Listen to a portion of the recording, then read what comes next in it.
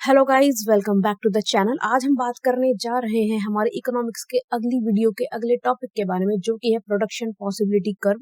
इसे हम PPC curve भी बोलते हैं और ये हमारे दो चीजों के प्रोडक्शन से रिलेटेड जो कॉम्बिनेशन होता है उसको एक्सप्लेन करता है। बाकी बात आगे करेंगे, उससे पहले आपसे एक छोटी सी रिक्वेस्ट है कि चैनल को सब्सक्राइब जरूर कर दीजिएगा और वीडियो को एंड तक देख करके फीडबैक जरूर देना। So let's start. तो देखो, सबसे पहले पीपीसी के फंडामेंटल्स के बारे में, इसके डेफिनेशन के बारे में जान लेते हैं। तो पीपीसी कर्व जो होता है ना, प्रोडक्शन पॉसिबिलिटी कर्व जो होता है, ये एक ज्योग्राफिकल रिप्रेजेंटेशन होता है कि किस तरीके से, जैसे कर्व से आपको पता चल रहा है कि एक ज्योग्राफिकल रिप्रेजेंटेशन है, सॉरी ग्राफिकल रिप्रेजेंटेशन है। It shows all possible combination of two goods. यहाँ पर हमेशा टू गुड्स के बारे में बात होगी। That an economy can produce using given resources and technology assuming fuller and efficient utilisation of resources.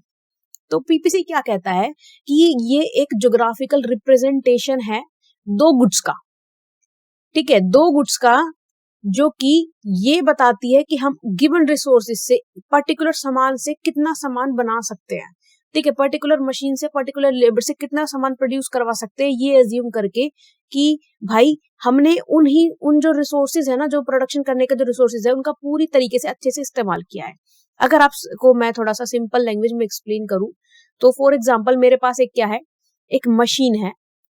वो मशीन मुझे 10 मिनट के अंदर अंदर, ठीक है, ये उसकी मैक्सिमम कैपेसिटी, अगर मैं उसको सबसे अच्छे तरीके से यूज करूं, वो मशीन मुझे 10 मिनट में जो है 10 चाय प्रोड्यूस करके दे सकती है और 5 कॉफी प्रोड्यूस करके दे सकती है, ठीक है। तो ये क्या है, जो इनका जो कॉम्बिनेशन होगा कि 10 हम क्या कर रहे हैं, टी प्रोड्यूस कर रहे हैं और 5 कॉफी प्रोड्यूस कर रहे हैं, ये जो कॉम्बिनेशन होगा और ये जो ग्राफ इसे शो करेगा, ये आपका पीपीसी कर्व होगा, ठीक है। यहाँ पर हमने किस चीज की बात करी, हमने दो गुड्स की बात करी जिससे कि हम गिवन रिसोर्स में प्रोड्यूस कर पा रहे हैं with in a given time, ठीक है। इसको हम प्रोडक्शन पॉसिबिलिटी फ्रंटियर भी कहते हैं। आगे भी आपको एग्जांपल मिलेगा, जिसे नहीं समझ में आया आगे समझ में आ जाएगा, ठीक है। इसे हम ट्रांसफॉर्मेटिव कर्व भी कहते हैं। इसके 3 नाम मैंने आपको बता दिए, पीपीसी, प्रोडक्शन पॉसिबिलिटी फ्रंटियर और ट्रांसफॉर्मेटिव कर्व। तीनों के नाम से ही आपका क्वेश्चन बन सकता है एग्जाम में, फिर चाहे यूजीसी नेट का हो या कोई और एग्जाम हो, ठीक है। तो हमारा एक और डेफिनेशन देख लेते हैं कि जो प्रोडक्शन पॉसिबिलिटी कर्व होता है, ये शो करता है maximum attainable combination of two goods, कि दो गुड्स को हम गिवन रिसोर्सेज में कितना बना सकते हैं, ठीक है, in a particular given period of time. यहाँ पे आपको देखो, मैंने 3 चीज बता दी कि यहाँ पर टू गुड्स के बारे में बात होगी, ठीक है, और एक पर्टिकुलर टाइम, यहाँ पर समय कांस्टेंट है, हम टाइम नहीं बदल सकते, टाइम बदलेंगे तो फिर ऊपर नीचे हो जाएगा कॉम्बिनेशन, ठीक है। और रिसोर्सेज क्या अज्यूम कर रहे हैं हम, फुल यूटिलाइज, की इससे ज्यादा हम उसमें बना ही नहीं सकते। मैंने अगर आपको बताया कि एक मशीन 10 मिनट में 10 चाय और 5 कॉफी प्रोड्यूस करके दे सकते, तो इससे ज्यादा वो नहीं प्रोड्यूस कर सकती विद इन 10 मिनट्स। ये पीपीसी का फंडा था। अब चलते हैं इसकी एजम्पशंस के बारे में विद इन एक्सप्लेनेशन। देखो, जैसा कि मैंने आपको बताया, यहाँ पे हमेशा दो गुड्स के बारे में बात होगी, जो कि इकोनॉमी हमारी दो गुड्स बनाएगी। रिसोर्सेज फिक्स होंगे, रिसोर्सेज की जो क्वांटिटी होगी वो कांस्टेंट होगी। जैसा कि मैंने आपको बताया था कि एक मशीन है ना, एक मशीन है और 10 मिनट का टाइम है, तो यहाँ पर वो कांस्टेंट है। फिक्स टेक्नोलॉजी बदलेगी नहीं। अगर मैं चाय कॉफी के लिए मशीन का यूज कर रही हूँ तो मशीन का ही यूज करूंगी। ऐसा नहीं है कि मैंने यहाँ पर इसमें एक लेबर बंदा ऐड कर लिया, ठीक है, या फिर अलग से कुछ यूज कर लिया। No, technology will be constant. Full employment होगी, जितने भी रिसोर्सेज हमारे पास है हम सबका इस्तेमाल कर रहे हैं। ऐसा नहीं है कि हमने कुछ चीज छोड़ दी। फुल एम्प्लॉयमेंट है, full resources are being utilised. अगर मेरे पास शॉप पर 2 हेल्पर है तो मतलब हम 2 का यूज कर रहे हैं। ऐसा नहीं है कि एक को हमने छुट्टी पे भेज दिया। नो, एफिशिएंसी मैंने छोटे स्केल पे आपको समझाया है, क्योंकि अगर इंडस्ट्री का एग्जांपल लेके चलेंगे तो चीजें कॉम्प्लिकेट हो जाएंगी, इसलिए मैंने छोटा एग्जांपल समझाया है। बाकी यही एग्जांपल आप बड़े पे भी इंप्लीमेंट कर सकते हैं। एफिशिएंसी क्या होता है, रिसोर्स हमारे पूरे एफिशिएंट है, इससे ज्यादा वो प्रोड्यूस नहीं कर सकते, उनकी कैपेसिटी ही नहीं है इससे ज्यादा प्रोड्यूस करने की। और यहाँ पर बात क्या होती है, शॉर्ट रन की बात होती है। शॉर्ट रन माने छोटे समय की बात होती है। फॉर एग्जाम्पल मैं बोलूँ कि यार मेरा जो मशीन है ना, मेरी सपोज कारपेट बनाने की मशीन है, ठीक है, कारपेट में प्रोड्यूस करवाती हूँ, लेबर भी है मशीन भी है, तो उसमें जो है एक साल में 10,000 कारपेट प्रोड्यूस हो जाते हैं। लेकिन जो 1 ईयर का टाइम है वो लॉन्ग टर्म है, उसमें हो सकता है मेरी मशीन खराब हो जाए, हो सकता है मैं नई मशीन ले लूं, हो सकता है मैं नए बंदे बुला लूं, पुराने छोड़ के चले गए काम को, ठीक है। तो लॉन्ग रन की यहाँ पे बात नहीं होती, because long run is uncertain, business is uncertain, hence हम लॉन्ग रन में कुछ भी चीज को कॉन्स्टेंट नहीं ले सकते। यहाँ पर टाइम पीरियड हमारा शॉर्ट होगा, ठीक है, लाइक 1 महीना हो गया, 1 हफ्ता हो गया, ठीक है, इस तरीके से हम चीजों पे काम करेंगे। फिर हमारा एक और एग्जांपल यहाँ पे ले लेते हैं। यहाँ पे मैंने एग्जांपल लिया है कि फूड यूनिट्स हम प्रोड्यूस कर रहे हैं और क्लोथिंग हम प्रोड्यूस कर रहे हैं, तो कॉम्बिनेशन ए से चलता है, छोटे से बड़े पे चलते हैं। कि फॉर एग्जांपल अगर मेरा 0 किसका प्रोड्यूस हो रहा है, फूड का मेरा 0 प्रोड्यूस हो रहा है, ठीक है। अगर मेरा फूड 0 प्रोड्यूस हो रहा है तो मेरा क्लोथिंग कितना प्रोड्यूस होगा, मेरा क्लोथिंग 50 प्रोड्यूस होगा, ठीक है। अगर मेरा फूड 10 प्रोड्यूस हो रहा है तो मेरा क्लोथिंग कितना प्रोड्यूस होगा, 45 प्रोड्यूस होगा, ठीक है। फिर अगर मेरा फूड 20 प्रोड्यूस हो रहा है तो मेरा क्लोथिंग चला जाएगा 35 पर। देन अगर यहाँ पर फूड 30 हो गया तो ये अपने आप ही 20 आ जाएगा। और अगर मैं सारा ही रिसोर्स अपना फूड प्रोड्यूस करने में लगा दूं तो एक मोमेंट ऐसा आएगा कि मेरा क्लोथिंग 0 पे चला जाएगा। तो अब देखो ये जो है ना कुछ इस तरीके, अगर मैं इसे मैच करूं तो ये कुछ इस तरीके का बन गया, ठीक है। ये कुछ ऐसे सी शेप में जाएगा। अगर प्रॉपर हम इसको ग्राफ पे बनाएंगे, ये देखो इस तरीके से हमारा बनेगा, ठीक है। यहाँ पर ये जो हमारा बना है, this is our PPC curve, ठीक है। From point A to point O, this is our PPC curve. अब देखो इस पीपीसी कर्व में आपको कुछ लेबलिंग मिलेगी कि इस पीपीसी लाइन के बाहर के जितने भी प्रोडक्शन फैक्टर्स होंगे वो क्या है, अनअटेनेबल है। अब सपोज मैं बोलने लग जाऊं कि मैं 40 तो इसका प्रोड्यूस करूंगी फूड का, और 40 ही मेरा, कि गाइस 40 ही मैं क्या प्रोड्यूस करूंगी, क्लोथिंग प्रोड्यूस करूंगी। वो इस पॉइंट पे आएगा कुछ, एक मिनट थोड़ा सा इसको नीट कर देते हैं, दोबारा से क्रिएट करते हैं। अगर मैं बोलूं कि मेरा 40 ही क्लोथिंग का जाएगा और 40 ही मुझे फूड प्रोड्यूस करना है, तो ये कॉम्बिनेशन इस पॉइंट पे आ रहा है जो कि अनअटेनेबल है। क्यों? क्योंकि पीपीसी कर्व के बाहर का पॉइंट है, ठीक है। सेम इसी तरीके से पीपीसी कर्व के अंदर का जितने भी पॉइंट्स होंगे वो अंडर यूटिलाइजेशन होंगे। अंडर यूटिलाइजेशन कैसे? मैं बोल रही हूँ कि भाई मेरे पास एक हेल्पर है, वो हेल्पर एक दिन में अगर काम करेगा तो 10 कारपेट्स प्रोड्यूस कर देगा, लेकिन मैंने उसको बोला है कि तू 6 ही प्रोड्यूस कर, उससे ज्यादा काम मत कर, ज्यादा मेहनत मत कर। तो वो क्या, अंडर यूटिलाइजेशन है। It is an example of under utilisation, ठीक है। फॉर एग्जांपल मैं बोलूं कि मैं 10 प्रोड्यूस क्या कर रही हूँ, फूड प्रोड्यूस कर रही हूँ, लेकिन मेरी मर्जी है भाई मैं तो क्लोथिंग का सिर्फ 30 ही प्रोड्यूस करूंगी, ठीक है। या फिर किसी वजह से किसी भी कांस्टेंट उसके एम्प्लॉय का जो है कोऑर्डिनेशन कम हो या कुछ और दिक्कत हो, मेरा 30 प्रोड्यूस हो रहा है, तो मेरे रिसोर्सेज जो है और प्रोड्यूस कर सकते हैं, किंतु वो अंडर यूटिलाइजेशन चल रहे हैं। तो ये भी जो है मेरे कॉस्ट को बढ़ाएगा और कंपनी के लिए घाटा होगा। तो हमें ना तो अनअटेनेबल टारगेट सेट करना है, ना हमें अंडर यूटिलाइजेशन करना है रिसोर्सेज का, हमें करना है जी पीपीसी पे फुल्ली एफिशिएंट काम करना है, ठीक है, ताकि हमारे रिसोर्सेज का अच्छे से यूज हो सके। अब यहाँ पर एक और पॉइंट आ रहा है, अपॉर्चुनिटी कॉस्ट क्या होती है। तो एक चीज को सेक्रीफाइस करके दूसरी की तरफ बढ़ने पे जो फायदा होता है, that is our opportunity cost. फायदा या नुकसान जो होता है वो होता है हमारा अपॉर्चुनिटी कॉस्ट। इसको हम समझ लेते हैं। फॉर एग्जाम्पल मैंने यहाँ पर 10 किसका प्रोड्यूस किया है, फूड का प्रोड्यूस किया है, ठीक है। और यहाँ पर जब हम 10 फूड का प्रोड्यूस करते हैं तो 50 होता है हमारा क्लोथिंग का प्रोड्यूस, ठीक है। बट अगर मैं 20 प्रोड्यूस करूं फूड का तो मेरा क्लोथिंग का हो गया 45। तो इसका 10 प्रोड्यूस करने पर ज्यादा मुझे इसका 5 सेक्रीफाइस करना पड़ा। तो ये जो 5 है ये मेरा क्या है, अपॉर्चुनिटी कॉस्ट है, ठीक है। ये मेरा अपॉर्चुनिटी कॉस्ट है कि एक को बढ़ाने के लिए दूसरा कितना सेक्रीफाइस करना है, ठीक है।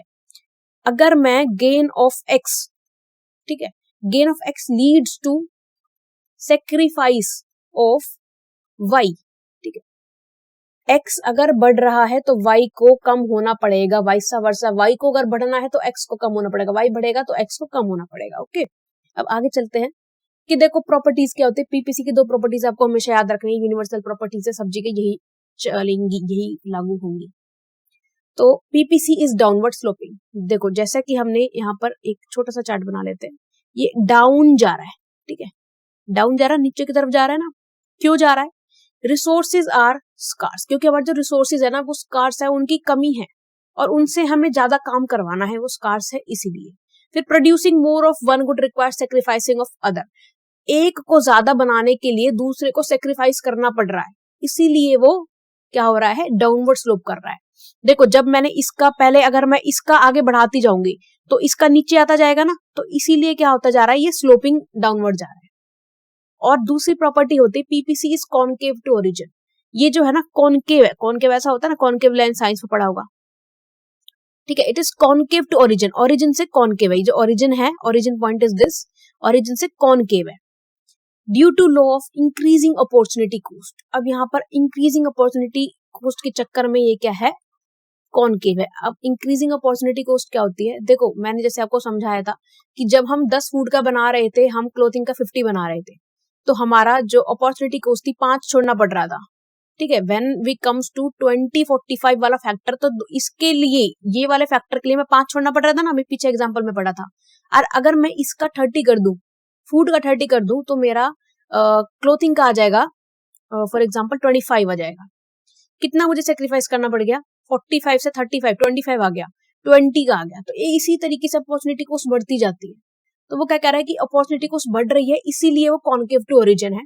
और रिसोर्सेज इक्वली एफिशिएंट नहीं है, वो बराबर दोनों गुड्स का बराबर प्रोड्यूस नहीं कर सकते। अगर मैं बोलूं कि मुझे 50 ही फूड का प्रोड्यूस करना है प्लस 50 ही क्लोथिंग का प्रोड्यूस करना है, तो वो क्या था, मेरा अनअटेनेबल था, ठीक है, वो मेरा अनअटेनेबल था। और क्योंकि वो पॉसिबल नहीं है, इक्वली प्रोड्यूस नहीं कर सकते, इसीलिए हमारा जो पीपीसी है वो ओरिजिन की तरफ कॉनकेव है। ओके, होप आपको ये प्रॉपर्टी समझ में आ गई होंगी। तो next type of PPC, PPC एक होता है straight line PPC. For example this is a straight line constant opportunity cost, ठीक है, स्ट्रेट लाइन पीपीसी, या फिर इससे हम बोल सकते हैं straight line PPC, not this, sorry, ठीक है। This is our straight line PPC. अब हमारा अपॉर्चुनिटी कॉस्ट है कांस्टेंट है, हमारा कोई ऐसा रिसोर्स है, ये रेयर केसेस में होता है, ठीक है। आपको सिर्फ अंडरस्टैंडिंग के लिए बताया, बाकी अभी फिलहाल एज ऑफ नाउ ये सिलेबस का पार्ट नहीं होना चाहिए, ये हाई लेवल पे चला जाता है। तो अगर हमारा कोई ऐसा रिसोर्सेस है जो कि 10 ही कमोडिटी एक्स का प्रोड्यूस कर रहा है, 10 ही कमोडिटी वाई का प्रोड्यूस कर रहा है, तो ये पीपीसी स्ट्रेट लाइन हो जाएगा। और कॉनकेव कब होगा, कॉनकेव जो हम पढ़ते आ रहे हैं, ये वाला कॉनकेव होता है, क्योंकि अपॉर्चुनिटी कॉस्ट क्या है, रियलिस्टिक है और बढ़ रही है। और कॉन्वेक्स भी हो सकता है पीपीसी, पीपीसी जो है हमारा कॉन्वेक्स भी हो सकता है। कॉन्वेक्स इज दिस, जो हमारा आईसीसी का शेप होता है, सीधा बना लेते हैं, कहीं कंफ्यूजन ना हो जाए आप लोगों को।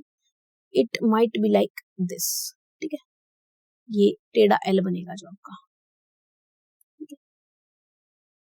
तो वो कॉन्वेक्स भी हो सकता है, क्यों, क्योंकि यहाँ पर अपॉर्चुनिटी कॉस्ट घटेगी, अगर हम दूसरे को प्रोड्यूस करेंगे तो घटेगी, ठीक है। और ये क्या है, रेयर केस है।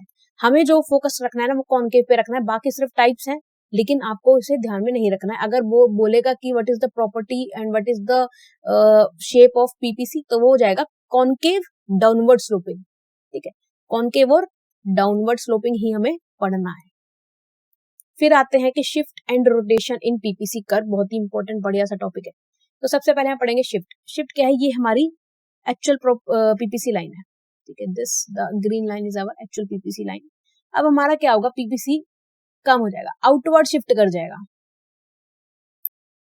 ठीक है, this is our PPC line, ठीक है, इसको मैं बोल दूं पीपीसी 1। अब देखो, जब हमने रिसोर्सेज बढ़ा ली, फॉर एग्जांपल मेरे पास एक मशीन थी पहले, अब मैंने एक मशीन ऐड कर ली, ठीक है, मेरी टेक्नोलॉजी बढ़ गई, मेरे रिसोर्सेज बढ़ गए, मेरी स्किल्स बढ़ गई, ठीक है। तो मेरी एक मशीन मुझे 10 कॉफी बना करके 10 चाय बना करके दे रही थी और 5 कॉफी बना के दे रही थी। अब मेरे पास जब 2 मशीन हो गई, तो मेरे को 20 चाय मिल रही है 10 मिनट में और 10 कॉफी मिल रही है। तो मेरा क्या हो गया, प्रोडक्शन की कैपेसिटी बढ़ गई ना, तो वो बाहर की तरफ शिफ्ट कर गया, आउटवर्ड शिफ्ट हो गया, ठीक है भाई। लॉजिकल बात है, बिल्कुल एकदम लॉजिकल बात है कि अगर मेरे पास एक मशीन थी, और मैंने सबसे पहले पहले आपको एक एग्जांपल दिया था कि एक मशीन मुझे 10 टी बनाकर दे रही है और 5 कॉफी बना के दे रही है, लेकिन अब मेरे पास 2 मशीन है, तो मेरी कैपेसिटी बढ़ गई ना काम करने की। तो मैं हो सकता है कि 20 टी प्रोड्यूस कर रही हूँ गिवन टाइम में और 10 कॉफी प्रोड्यूस कर रही हूँ, ठीक है। तो मेरा पीपीसी का कैपेसिटी, क्योंकि मेरा वर्किंग कैपेसिटी बढ़ गया, तो वो मेरा आउटवर्ड शिफ्ट हो गया। सेम इनवर्ड में जाता है।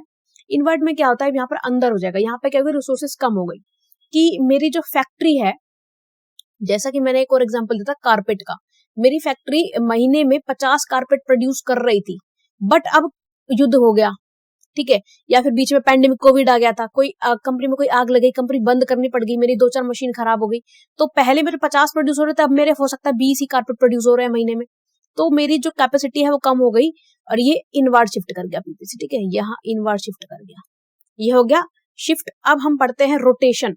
रोटेशन में क्या होता है, यहाँ एक और एक लाइन से, या तो एक्स एक्सिस से मेरा प्रोडक्शन चेंज होगा या मेरा वाई एक्सिस से प्रोडक्शन चेंज होगा। ऐसा कब होता है, पीपीसी रोटेट टू राइट, क्योंकि हमने एक प्रोडक्ट की टेक्नोलॉजी इंप्रूव कर ली, ठीक है। अब फॉर एग्जाम्पल मैंने ना कारपेट बनाने का एग्जाम्पल लेता, हमारा कारपेट प्रोड्यूस हो रहा था।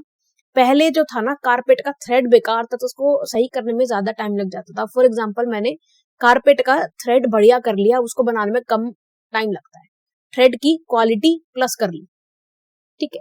तो क्योंकि मैंने गुड एक्स की क्वालिटी अच्छी कर ली, तो अब उसका ज्यादा टाइम में काम बन सकता है।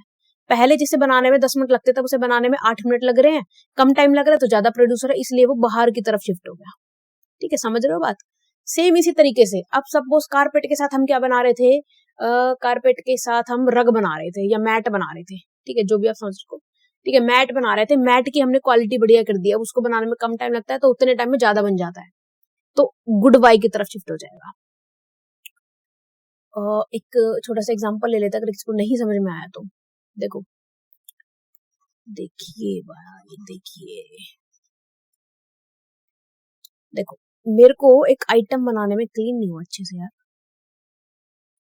मेरे को क्या था, मेरे पास 60 मिनट थे, 1 घंटा था, ठीक है। 60 मिनट में मैंने 6 आइटम बनाने हैं, ठीक है। पर आइटम का 10 मिनट हो गया, लेकिन मैंने क्वालिटी इंप्रूव कर ली। अब उसी 60 मिनट में सामान बनाने में मुझे लग रहा है 3 मिनट, तो कितने मिनट हो गए मेरे पास प्रोड्यूस करने के लिए? डबल हो गया ना, 20 मिनट, 20 आइटम हो गए ना, सॉरी 20 मिनट्स में हो जाएगा ना काम। एक second, what I am saying is, अरे 5 मिनट्स, ठीक है। तो मेरा जो यहाँ पर काम था ना वो आधा हो गया, ठीक है। मेरा यहाँ पर जो क्वांटिटी था वो डबल हो गया और टाइम जो लगना था वो आधा हो गया। पहले 6 मिनट लग रहे, 6 आइटम बन रहे थे, क्योंकि एक आइटम को बनाने में 10 मिनट लग रहे थे। अब एक आइटम को बनाने में मुझे क्योंकि 5 मिनट लग रहे हैं, तो उसका क्या बन रहा है, 12 क्वांटिटी बन रहा है, ठीक है, डबल क्वांटिटी बन रहा है। Got it? थोड़ा सा आगे देखते हैं कि एक होता है इसमें ना एक, जैसे कि हमारा पैराडॉक्स कह सकते हैं, तो इसमें एक कॉन्सेप्ट होता है परेटो एफिशिएंसी। तो पैरेटो एफिशिएंसी क्या कहता है, ये एक सिचुएशन होती है जहां पर no one can be made better off without making someone else worse off, कि एक को अच्छा करने के लिए दूसरे से छीन नहीं सकते, ठीक है। मैं बोलूं कि भाई मेरे पास जो है एक पेंसिल है, ठीक है, और मेरे फ्रेंड के पास एक भी पेंसिल नहीं है, तो इसका मतलब ये थोड़ी है तुम मेरे से पेंसिल लेकर के उसको दे दो, फिर तो मेरे पास भी एक भी पेंसिल नहीं बचेगी। तो परेटो एफिशिएंसी यही कह रहा है कि दूसरे को अच्छा करने के लिए पहले के साथ गलत नहीं कर सकते, ठीक है। यहां पर कुछ असम्पशंस भी दे रखे, रिसोर्सेज हमारे फुल्ली यूटिलाइज हैं, मतलब रिसोर्सेज इससे ज्यादा हम बंटवारा नहीं कर सकते, कोई बर्बादी नहीं कर रहे हैं। म्यूचुअल इंप्रूवमेंट, ऐसा कोई तरीका नहीं है कि एक ही पेंसिल में से दोनों का काम चल जाए, ऐसा कोई तरीका नहीं है, म्यूचुअल इंप्रूवमेंट का कोई स्कोप ही नहीं है। If helping one person harms another, अगर एक इंसान के भले से दूसरे का घाटा होता है, दूसरे को नुकसान पहुंचता है, हार्म होता है, the allocation is Pareto efficiency, तो उसको हम क्या कहते हैं, परेटो एफिशिएंसी कहते हैं। अगर मेरी एक पेंसिल छीन करके मेरे फ्रेंड को दे दी जाए तो वो क्या होगी, परेटो एफिशिएंसी की सिचुएशन बन जाएगी। अब यहाँ पे एग्जांपल के साथ समझते हैं कि देखो हाईली अनइक्वल यहाँ पर जो है सिस्टम चल रहा है, बहुत ही भेदभाव चल रहा है, बहुत ही ज्यादा भेदभाव चल रहा है। 8 दोस्त हैं, ठीक है, मेरी 8 फ्रेंड है, एक फ्रेंड, ठीक है। अब 0 फ्रेंड 0, अरे भाई अरे भाई अरे भाई, यहाँ थोड़ा सा गड़बड़ हो गया है एग्जाम्पल निकालने में, जरा कोई नहीं। मैरी के पास 8 पिज्जा की स्लाइसेस हैं, ठीक है, किंतु उसके फ्रेंड्स के पास एक भी पिज्जा की स्लाइस नहीं है, परेटो एफिशिएंसी पॉसिबल ही नहीं है, ये तो बहुत ज्यादा हाईली इनएफिशिएंट है। Slices can be given to friends making them better off without harming Mary initially, क्योंकि यहाँ पर 8 में से बट सकती है, यहाँ पर फ्रेंड्स लिख दिया है, यहाँ पे पिज्जा स्लाइसेस आना था, बस इतना सा फर्क है कि मैरी के पास 8 पिज्जा की स्लाइसेस है, वो अपने दोस्त ए को भी दे सकती है, बी को भी दे सकती है, सी को भी दे सकती है, ठीक है। अगर हम 2-2 सबको दे दें तो हो गई ना 8 का बंटवारा, किसी को घाटा तो नहीं, सबके पास बराबर है ना, तो ये हाईली अनइक्वल है, यहाँ पर परेटो एफिशिएंसी नहीं बनती है, एफिशिएंसी नहीं बनती है। फिर होता है पार्शली अनइक्वल। अब मैरी के पास 5 स्लाइसेस है पिज्जा की, उसने ए को एक दे दी, बी को एक दे दी, सी को एक दे दी, अभी भी परेटो इनएफिशिएंट है, क्यों? क्योंकि अभी भी बिना हानि के आगे डिस्ट्रीब्यूट किया जा सकता है। Redistribution can improve friends welfare without making Mary worse off, Mary को गुस्सा कराए बिना 2-2-2-2 में बंटवारा हो सकता है। किंतु अब आता है इक्वल डिस्ट्रीब्यूशन, उसने 2-2 सबको दे दी, अब सबके पास है 2-2-2-2, ये हो गया परेटो एफिशिएंट, क्योंकि any further gain of one person requires taking from other. अगर मैं मैरी को बोलूं तुम एक और ए को दे दो, तो मैरी के पास बचेगी 1, ए के पास आ जाएगी 3, बी के पास आ जाएगी 2 और सी के पास आ जाएगी 2। अब मैरी का घाटा करा करके हमने फ्रेंड ए को खुश कर दिया, ये तो नाइंसाफी हुई ना। जब हम ऐसी ही नाइंसाफी करते हैं तो वो हो जाता है परेटो एफिशिएंट। ठीक है, सो परेटो एफिशिएंट का हमने यहाँ पर चार्ट भी आपको बना करके दिया है कि this line is the efficiency line. ठीक है, ये परेटो इनएफिशिएंसी की, ये एफिशिएंसी की लाइन है, इससे ज्यादा हम बंटवारा नहीं कर सकते। ये परेटो इनएफिशिएंट है, मतलब बंटवारा आगे हो सकता है। ठीक है, no one can be made better without making someone worse off, किसी एक को खुश नहीं किया जा सकता बिना किसी दूसरे को हानि पहुंचाए। ये हमारा परेटो फ्रंटियर लाइन भी बोलते हैं, इसको परेटो फ्रंटियर बाउंड्री भी कहा जाता है। ओके, ये सिर्फ रिप्रेजेंटेशन के लिए है, this is nothing sort of to focus so much on. ठीक है, अगर दोबारा से वो बता दे तो ये हमारी परेटो फ्रंटियर की बाउंड्री है।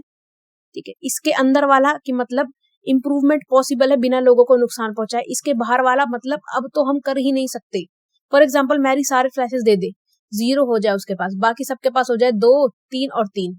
ठीक है, तो भाई अब क्या दोगे मैरी के पास से, अब तो कुछ नहीं दे सकते ना तुम मैरी को। ठीक है, हमें कहाँ रहना है, बाउंड्री पर रहना है। So thank you so much guys, please don't forget to subscribe the channel, also feedback जरूर दीजिएगा। हमारा नेक्स्ट जो टॉपिक होने वाला है वो होने वाला है डिमांड पर। ठीक है, जहां पर हम डिमांड में लॉ पढ़ सकते हैं, टाइप्स भी पढ़ सकते हैं, और इलास्टिसिटी हो सकता है हम बाद में पढ़ें, फिलहाल मतलब डिमांड पे ही फोकस रखेंगे। सो थैंक यू।